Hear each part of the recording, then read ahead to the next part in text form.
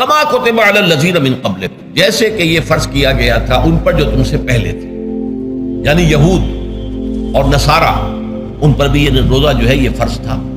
البتہ احکام مختلف ہو گئے، جیسے جمعے کا دن اور جمعے کو چھوڑ کر یہودیوں نے سبت کا دن اختیار کیا، عیسائیوں نے جو ہے وہ سنڈے کو اختیار کر لیا، لیکن احکام میں فرق ہے۔ وہاں پورے سبت کے دن، ہفتے کے دن کاروبار دنیاوی مطلقاً حرام، لیکن ہمارے ہاں شریعت کے اندر آسانی پیدا کی گئی کہ صرف جمعے کی اذان سے لے کر نماز ادا ہو جانے تک وہ حرام ہے، لیکن باقی یہ ہے کہ اس سے پہلے بھی اگر کرو اور بعد میں جب فَإِذَا قُضِيَتِ الصَّلَاةُ فَانتَشِرُوا فِي الْأَرْضِ وَابْتَغُوا مِن فَضْلِ اللَّهِ، جب نماز ادا ہو چکے تو جاؤ، منتشر ہو سکتے ہو زمین میں اور اللہ تعالیٰ کے فضل کو تلاش کر سکتے ہو۔ تو اسی طریقے سے اگرچہ حکم روزہ جو ہے وہ تو سابقہ امتوں میں بھی تھا، لیکن یہ اس کے احکام جو ہیں ان کے اندر تغیر و تبدل ہے۔ کتب علیکم الصیام کما کتب علی الذین من قبلکم لعلکم تتقون، تاکہ تمہارے اندر تقوی پیدا ہوتا ہے۔ اب یہ ہے حکمت صوم کی پہلی آیت۔ تقوی کسے کہتے ہیں؟ بچنا۔ کس چیز سے بچنا؟ اللہ نے جو چیزیں حرام کی ان سے بچنا، اللہ کے احکام کو توڑنے سے بچنا۔ دیکھیے یہ لفظ جو ہے اس کا مادہ ہے وا، قاف اور یا، وقا۔ وقا یقی کے معنی ہے کسی کو بچانا۔ ہم دعا مانگتے وقنا عذاب النار، اے اللہ ہمیں آگ کے عذاب سے بچا لے، لیکن اتقا بنتا ہے باب افتعال، واو تے میں شامل ہو گئی تو اتقا، اور اسی سے تقوی ہے۔ تقوی کے معنی کیا ہے؟ بچنا، خود بچنا۔ وقا یقی دوسرے کو بچانا۔ بچنا اللہ کے احکام کو توڑنے سے، اللہ کی حرام کردہ چیزوں میں ملوث ہونے سے، اللہ کے غضب سے، غصے سے، اللہ کی ناراضگی سے، اور آخرت میں اللہ کے عذاب سے۔ یہ بچنے کی روش ہے، پوری زندگی میں بھی اس کو جاری رکھو۔ یہ تقوی زندگی میں کیا ہوگا؟ اللہ کے احکام کو توڑنے سے بچنا، اللہ کی حرام کردہ چیزوں میں ملوث ہو جانا، ان کا استعمال کرنا، کھانے پینے سے متعلق ہو یا وہ شہوت سے متعلق ہو یا کسی اور چیز سے متعلق ہو، اس سے بچنا۔ اور یہ بچنا جو ہے آخرت میں نتیجہ خیز ہوگا، جہنم سے بچاؤ ہو جائے گا، آگ کے عذاب سے نجات مل جائے گی۔ اچھا روزے کا اس سے تعلق کیا ہے یہ سمجھ لیجیے۔ دیکھیے ہمارے گناہوں کا سب سے بڑا سبب ہمارے نفسانی تقاضے۔ ہم ایک حیوان بھی ہیں اور حیوان سے برتر بھی کچھ ہے، وہ میں بعد میں عرض کروں گا، لیکن حیوان تو ہے۔ جیسے ہر حیوان کو کچھ خوراک کی ضرورت ہے، ہمیں بھی ضرورت ہے۔ ہر حیوان کو بقائے نسل کا معاملہ جنسی ہے، وہ ہمارا بھی ہے۔ ہر حیوان کو کوئی نہ کوئی سر چھپانے کی جگہ چاہیے، کوئی گھونسلہ ہو، کوئی کھو ہو، کوئی بل ہو، کچھ بھی ہو، اس کو چاہیے آخر۔ اسی طریقے سے ہمارے سارے تقاضے، حیوانات کو بھی آرام چاہیے، ہمیں بھی آرام چاہیے۔ یہ حیوانی تقاضے جو ہیں جن کو ہم کہیں گے اینیمل انسٹنکٹس، ہمارے وجود کے اندر ہیں یہ، اور ان کا تقاضا ہمارے اندر سے ابھرتا ہے۔ اسی کو اڈ اینڈ لیبیڈو کہا ہے فرائڈ نے۔ جدید نفسیات کا بابا آدم جو ہے وہ فرائڈ ہے، اس نے اسے اڈ اور لب سے تعبیر کیا، اس سے اوپر سیلف کو لایا ہے، اور اس کے بعد جو ہے وہ سپر ایگو ہے۔ تو یہ تین درجے اس نے متعین کیے ہیں، اور میں اس کی دقت نظر، ایکیوٹی آف آبزرویشن کا بہت قائل ہوں۔ اگرچہ نظریات کا جو نتیجہ اس نے نکالا ہے وہ غلط ہے، لیکن ایکویٹی آف آبزرویشن کا قائل ہوں کہ اس نے انسانی شخصیت کے 3 لیولز کو آئیڈینٹیفائی کیا۔ یہی 3 لیولز ہمارے ہاں ہیں، نفس، قلب، روح، یہ 3 لیولز۔ اس نے کہا اڈ اینڈ لیبیڈو یہ لویسٹ ہے، پھر ایگو، سیلف، پھر سپر ایگو۔ 3 لیول وہ بھی مانتا، اگرچہ ان کی تعبیر اس نے غلط کی ہے، لیکن جہاں تک اڈ اور لیبیڈو کی تعبیر ہے وہ صحیح ہے، وہ حیوانی تقاضے۔ اچھا ان حیوانی تقاضوں کے بارے میں یہ بات بالکل واضح رہنی چاہیے کہ یہ اندھے بہرے ہیں، انہیں صرف اپنی گریٹیفیکیشن، اپنے تسکین سے جو ہے ساری بحث ہے، اس سے کوئی غرض نہیں کہ حلال ذریعے سے ہو حرام ذریعے سے ہو۔ پیٹ کھانے کو مانگتا ہے بھوک کے اندر، اب آدمی جو ہے حرام کے اندر بھی بیمار بیٹھتا ہے، یہاں تک کہ خود شریعت اجازت دیتی ہے کہ اگر جان پر بن جائے، آدمی جو ہے وہ فاقے سے مر رہا ہو، تو تو وہ کوئی حرام چیز کھا کر بھی اپنی جان بچا سکتا ہے، لیکن عام حالات میں نہیں۔ لیکن ہو سکتا ہے ہمارا چٹخارا جو ہے وہ حرام کی طرف ہمیں لے جائے، کسی کو واقعتاً اللہ نہ کرے کہ سور کے گوشت کا چسکا لگ جائے، وہ اس کے بغیر بچتا ہی نہیں، کھاتا ہے۔ شراب کی عادت ہو گئی، پیتا ہے، یہ نہیں۔ تو ہمارا پیٹ مانگتا ہے اور اسے اس سے غرض نہیں کہ حلال سے کھایا ہے یا حرام سے کھایا ہے۔ ہماری شہوت اپنی تسکین چاہتی، اسے اس سے غرض نہیں کہ حلال سے یا حرام سے، جائز سے یا ناجائز سے۔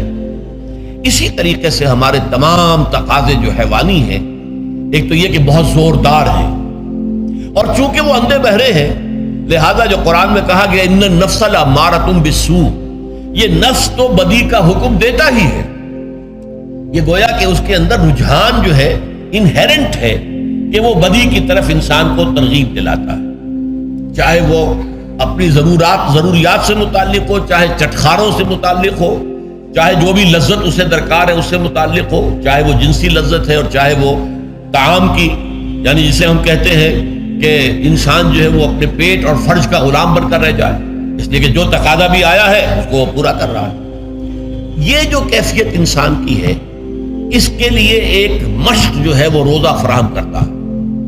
روزے کے آپ نے 12، 13، 14 گھنٹے کا بھی روزہ ہوتا ہے، بعض جگہوں پر 16، 17 گھنٹے کا روزہ ہوتا ہے۔ اس عرصے میں آپ اپنے نفس کو حلال چیزوں سے بھی روکے رکھتے ہیں۔ اس منہ گھوڑے کو، منہ زور گھوڑے کو جو ہے آپ اس کی لگام کس کر رکھتے ہیں کہ حلال بھی نہیں کھانے دے رہے۔ بھوک لگی ہوئی ہے، کھانا بہترین موجود ہے، نہیں کھا سکتے، اللہ کا حکم نہیں ہے، اللہ کی اجازت نہیں۔ شدید پیاس ہے، بہترین مشروبات فریج میں رکھی ہوئی ہے، نہیں کھا سکتے، نہیں پی سکتے، جائز نہیں، حالانکہ حلال ہے، حرام نہیں ہے۔ بیوی موجود ہے، یا جیسے کہ لونڈیوں کا معاملہ ہوتا تھا، لونڈی موجود ہے، لیکن نہیں، آپ اپنی شہوت جو ہے وہ اس سے پوری نہیں کر سکتے۔ یہ پابندیاں نفس کے اوپر لگانا، یہ ایک مشق، یہ ایک ریاضت ہے۔ اس ریاضت کا حاصل یہ ہونا چاہیے کہ انسان بقیہ 11 مہینوں میں اپنے آپ کو حرام سے تو بچائے نا۔ یہاں وہ حلال سے رکا ہوا ہے اللہ کے حکم سے، کہ حلال چیز بھی نہیں کھا رہا، دن بھر نہیں پی رہا، دن بھر نہیں اپنی کوئی شہوت پوری کر رہا، دن بھر حلال ذرائع سے بھی، تو اس سے اس کے اندر یہ ایک، اس کو ہم کہیں گے سیلف کنٹرول پیدا ہو جائے، اپنے نفس کو قابو میں کر لے۔ یہ گویا کہ اس کا سب سے پہلا، اس روزے کی ریاضت، روزے کی مشق کے حوالے سے یہ اس کی حکمت ہوئی کہ اس سے کے ذریعے سے انسان میں سیلف کنٹرول پیدا ہونا، ضبط نفس۔ یہاں پہ تھوڑی سی میں وضاحت کر دوں، رہبانیت کے اندر آپ کو معلوم ہے کہ سیلف اینیہیلیشن، انگریزی الفاظ جو ہیں وہ زیادہ بعض لوگوں کے لیے واضح ہوں گے، نفس کشی، نفس کو کچل دینا، ختم کر دینا، مار دینا، یہ رہبانیت میں ہوتا ہے، اسلام میں نہیں۔ اسلام کا نظام بڑا متوازن ہے۔ ان لنفسک علیک حقا وان لزوجک علیک حقا وان لزورک علیک حقا۔ حضور نے فرمایا دیکھو تمہارے نفس کا بھی تم پر حق ہے، اسے مناسب حد تک آرام دینا بھی تمہارے ذمے ہے، اسے غذا بہم پہنچانا بھی تمہارے ذمے ہے۔ فرق صرف کیا ہے، حلال سے ہو، حرام سے نہ ہو۔ اس کی شہوت کو پورا کرنا بھی تمہارے ذمے ہے، فرق صرف کیا ہے، جائز راستے سے ہو، حرام سے نہ ہو۔ اس کا نام ضبط نفس، سیلف اینیہیلیشن، نفس کو کچل دینا۔ یہ جو تپسیاں جو ہیں ہندو سادھو کرتے رہے ہیں، اور جو سب سے زیادہ معاملہ جو ہے وہ جو راہب ہوتے تھے حضرت مسیح علیہ السلام کے پیروکاروں میں، انہوں نے تاریخ کے اندر جو مثالیں دی ہیں اس کا جو ہے اندازہ کرنا مشکل ہو جاتا ہے کہ کس درجے وہ لوگ اپنے نفس کو کچل دیتے ہیں، جس کا قرآن مجید میں سورہ حدید میں ذکر بھی ہے۔ اکثر لوگ تو پابندی نہیں کر سکتے تھے، اپنے اوپر پابندیاں لگانے کے بعد غلط راستوں پر بھی چل پڑتے تھے، لیکن جو لوگ ان پابندیوں کو نبھاتے تھے وہ کس انتہا تک جاتے تھے۔ کبھی آپ جو ہے ہسٹری آف کرسچن موناسٹسزم پر جو تاریخ کی کتابیں لکھی گئی ان کو پڑھیں تو اندازہ ہو۔ مولانا مودودی نے تفہیم القرآن میں اس کا کچھ حوالے دیے ہیں، اور واقعہ یہ کہ رونگٹے کھڑے ہو جاتے ہیں انسان پر کہ اس درجے میں انہوں نے اپنے نفس کو کچلا تھا۔ ہمارے صوفیہ کے ہاں بھی بعض ایسی روایات صحیح ہیں یا غلط ہے بیان کی جاتی ہیں، لیکن اسلام کا اصل معاملہ کیا ہے، توازن، اعتدال۔ تمہارے نفس کا بھی تم پر حق ہے، ان لنفسک علیک حق ہے، تمہاری بیوی کا بھی تم پر حق ہے، وان لزوجک علیک حق ہے، اور تمہارا جو بھی کوئی ملاقاتی آئے، کوئی دوست ہے، اس کا بھی زورک علیک حق ہو، زیارت کرنے کے لیے کوئی آیا اس کا بھی حق ہے، ان کے حقوق ادا کرو۔ حضرت عبداللہ ابن عمرو ابن العاص رضی اللہ تعالی عنہما صحابہ کرام میں اس اعتبار سے بہت ممیز تھے کہ ان پر عبادت جو ہے، عبادت گزاری کا اتنا غلبہ ہو گیا تھا، ہر روز روزہ رکھتے تھے اور رات کو پوری رات کھڑے رہتے تھے۔ حضور کو اطلاع دی گئی، حضور نے طلب کیا فوراً، آپ نے فرمایا یا عبداللہ الم نخبر، کیا ہمیں یہ خبر نہیں دی گئی انک تصوم الدہر وتقوم اللیل، کہ تو ہمیشہ رات کو کھڑا رہتا ہے نماز پہ اور ہر روز روزہ رکھتا ہے۔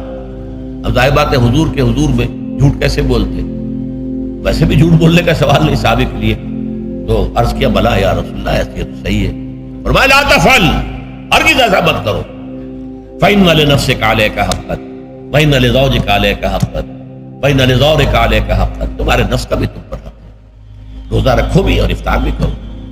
بہترین روزہ جو ہے وہ حضرت داؤد علیہ السلام کا تھا، ایک دن روزہ رکھتے تھے، ایک دن افطار کرتے تھے، لیکن یہ ہے کہ آپ ہفتے میں 2 دن روزے حضور کے ہیں، سوموار کو اور جمعرات کو، مہینے میں 3 روزے یہ ہیں، اس میں گویا کہ سنت پر عمل بھی ہو جائے، لیکن یہ کہ ہمیشہ روزہ رکھنا، بلکہ یہاں تک کہا گیا ما ساما من سامت دہر، جو ہمیشہ روزہ رکھتا ہے اس نے کوئی روزہ رکھا ہی نہیں۔ کیا مطلب؟ یہ تو اس نے اپنی ہیبٹس بدل لی ہے، ہیبٹس ہو گئی ہیں یہ کہ سارا دن بھر نہیں کھانا، صبح کھانا شام کو کھانا، بس یہ تو اس نے اپنی ہیبٹ بدل لی ہے، روزہ ہیبٹ بن گیا اس کا۔ ما ساما من سامت دہر، جس نے ہمیشہ روزہ رکھا اس نے کوئی روزہ رکھا ہی نہیں، اس لیے کہ روزہ تو در حقیقت اس شخص پر شاخ گزرتا ہے جس کو عادت ہے دن میں کھانا کھانے کی، اس کو دن کے اندر 3 کھانے کھانے کی عادت ہے، تبھی تو وہ شاخ گزرے گا۔ اگر وہ عادت ہی آپ نے بدل لی ہے تو ظاہر بات ہے کہ پھر روزے کی جو برکت ہے وہ تو ظاہر نہیں ہوگی۔ تو بہرحال اس اعتبار سے غور کیجئے کہ یہ پہلا حکم جو ہے روزے کا، لعلکم تتقون، تاکہ تمہارے اندر تقوی پیدا ہو جائے، اپنے نفس پر کنٹرول پیدا ہو۔